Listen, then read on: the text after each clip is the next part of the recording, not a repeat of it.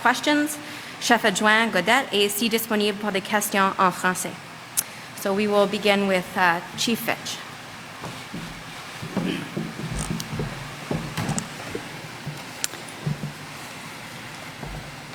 It's with great sadness that I'm speaking with you here today. This is the worst moment for any chief of police and any police agency to have to deliver this news. It's been a very difficult day for our officers and residents of our fine city as we come to terms with the violent deaths of 4 of our people in our city, 2 of which, as you know, are officers. It's one of the most difficult tasks to inform you of the identities of the 2 fallen officers that we lost this morning in the line of duty. 45-year-old Lawrence Robert Costello, a 20-year veteran of the Fredericton Police Force. He has worked on various teams throughout his career, and he leaves behind his partner and 4 children. 43-year-old Sarah May Burns has been on the force for 2 years and served as an auxiliary officer for 2 years prior to that. She leaves behind her husband and 3 children. We also send our sympathies to 2 families of the other victims that lost their lives this morning. We are not in a position at this time to release their names. At this time, I can tell you that I'm extremely proud of the members of the Fredericton Police Force, our ambulance services, other frontline services, the public, council, those of you in the community that have reached out to us in support. I want to thank the RCMP for answering our initial call to come and assist. They are dealing with some of our calls for service now, and they will be taking on the homicide investigation of the 4 people who were killed this morning. Also, I've reached out to the Serious Incident Response Team in Nova Scotia, an independent investigative body who will be doing the police officer-related shooting aspect of the investigation. On a bit of a personal note, as I was traveling home from business in Halifax this morning early, I listened to the transactions with our officers on the radio, with our emergency responders and our frontline officers and my senior command staff. And during this most difficult time, in this dark time, I can say with certainty that the citizens of Fredericton were being exceptionally well served, and that those that were killed this morning were taken very good care of. And I couldn't be prouder of the men and women that serve the city. And I want to reassure the public that we will continue to do so in the coming days and months and years ahead. I also want to give thanks to the Kennebecasis Regional Police Service. Wayne Gallant, chief there, reached out this morning, and he will be doing the coordination for us through the New Brunswick Association of Chiefs of Police to provide shift relief for our officers over the next week to 2 weeks so that they don't have to return to active duty while we work through this next few weeks, which will be very difficult. I'm going to turn the floor over to Deputy Godette to fill in some of the operational details that I'm sure you are interested in learning.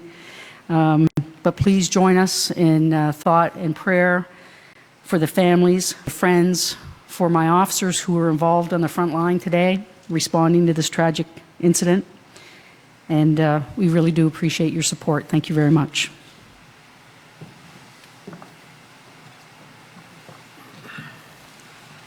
Thank you, Chief.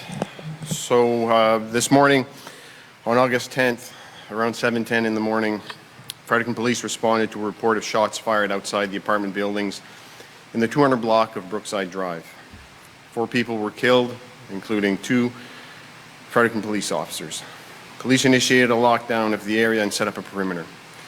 The New Brunswick RCMP, Fredericton Fire Department, Ambulance New Brunswick provided great assistance.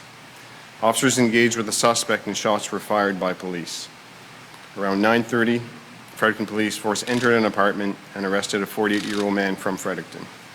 He was taken to the Dr. Edward Chalmers Hospital and is undergoing treatment for serious injuries. The names of the 2 victims, civilian victims, have not been released pending notification of next of kin. I can confirm they were an adult male and an adult female. Obviously, this is incredibly difficult for our officers and for our community. No one ever wants to lose a colleague or friend, especially in this kind of situation. Our police officers have conducted themselves in a professional manner and will continue to do so through the investigation. The investigation is continuing to determine exactly what happened.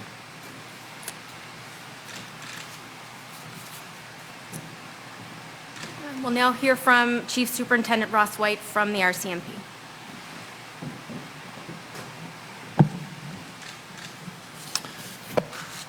Bonjour, je suis le surintendant principal Ross White, officier responsable des enquêtes criminelles et des services de première ligne à la GRC au Nouveau-Brunswick.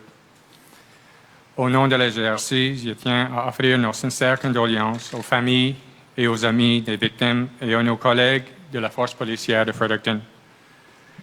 La force policière de Fredericton a demandé au groupe des crimes majeurs de la GRC au Nouveau-Brunswick de leur aider avec l'enquête en lien avec ces homicides. Les enquêteurs ont commencé leur travail en recueillant des renseignements et en interrogeant des témoins.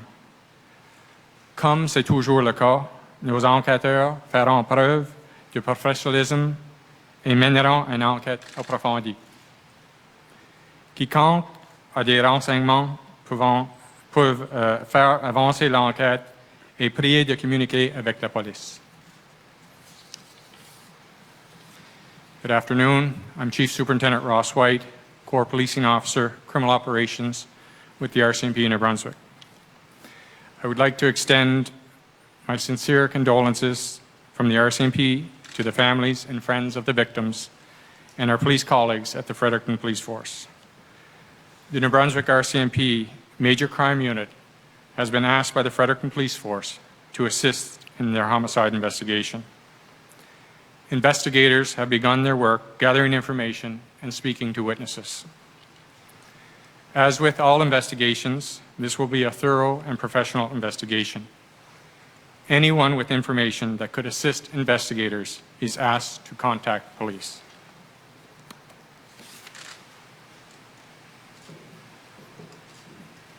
We will now hear from His Worship, Mayor Mike O'Brien. Ladies and gentlemen, friends and colleagues, Frederictonians, New Brunswickers, and people from across North America that have reached out to me today, including our Prime Minister who called a few hours ago. We are deeply saddened by the loss of our brave officers today. Constable Sarah, Constable Robb. Protecting us today, they gave their lives. It's our job as mayor, a lot of my council colleagues are here today, as Frederictonians, as neighbours, as colleagues, to now embrace them, embrace their families, and provide all the support that we can possibly offer in the near future. We keep in mind the two civilian victims. Our love and support goes out to everybody. In this community, we grieve together, but we'll heal together as well. Today we saw something tragic. In the near future, we'll see the best of our community come forward. We always do. What I ask is that you provide, again, your patience, your support, your understanding. Patience will be needed as Chief Fitch and her team and our partners in first responder and RCMP partners work on this investigation and bring it to a conclusion. Again, as mayor, is something I never want to have to live through. I have. I am. We are. But as I said, we will get through this together. But now my thoughts turn to the family, the victims, and to healing our community. Thank you for being here today. And Mr. Premier.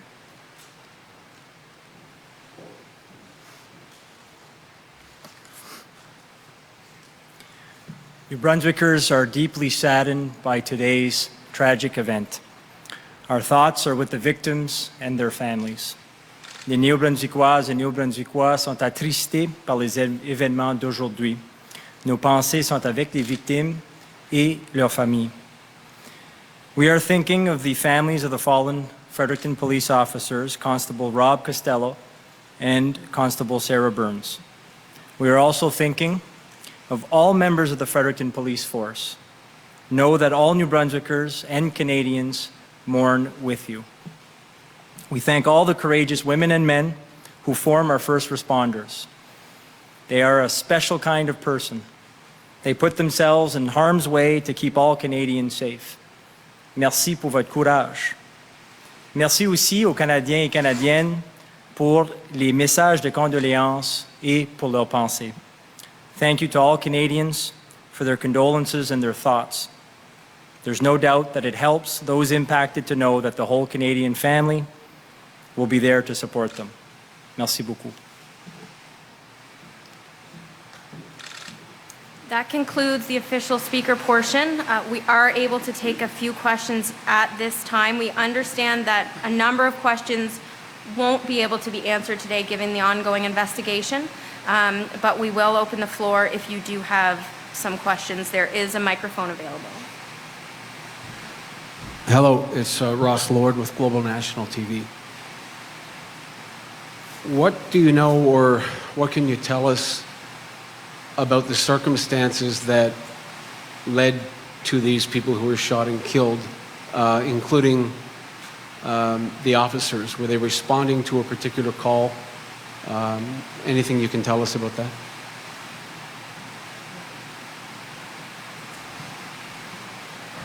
So as mentioned, the officers were responding to a shots fired call in the area of Brookside Drive. So upon arrival, they observed some individuals, the two victims, the civilian victims on the ground, and that's when they were shot. Do you know the timeline between when they received the call and when they responded to the scene? Those are finer details. The officers responded around 10 after 7 this morning, and then things unfolded from there.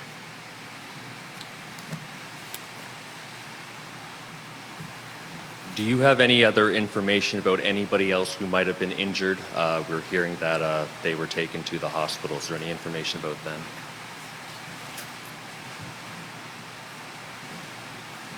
Yeah, so it's an ongoing investigation. We don't have any of that information right now. What we have are 4 individuals that were killed, 2 civilians and 2 police officers. Est-ce qu'on pourrait entendre en français ce que vous savez sur les circonstances entourant l'appel de ce matin ainsi que l'enquête en cours? Ça fait que les situations ce matin, l'appel, les forces, les policiers et policières de la force de Fredericton ont fait déployer un appel vers 7h10 sur la rue Brookside. Lors de leur arrivée, ils ont trouvé 2 victimes. Lorsqu'ils se sont approchés lors des victimes, ils se sont fait tirer eux aussi. Ça fait qu'on a 4 personnes de tuées, 2 civils et 2 membres de police. Est-ce que vous avez d'informations sur le suspect qui a été arrêté, s'il vous plaît, en français? Oui, le suspect est un individu, un homme de 48 ans, ici de Fredericton, présentement à l'hôpital Dr. Rich Chalmers. Merci. Merci. Other than the age of the shooter, are you able to release any information about him? No, unfortunately, it's an ongoing investigation, which has been turned over to the RCMP. So all we can release right now is the age of the shooter. Thank you. Est-ce que c'est possible d'avoir en français plus d'informations sur l'identité des personnes qui ont été tuées aujourd'hui? Les personnes qui ont été tuées, ça fait qu'on a 2 membres de police. Un de...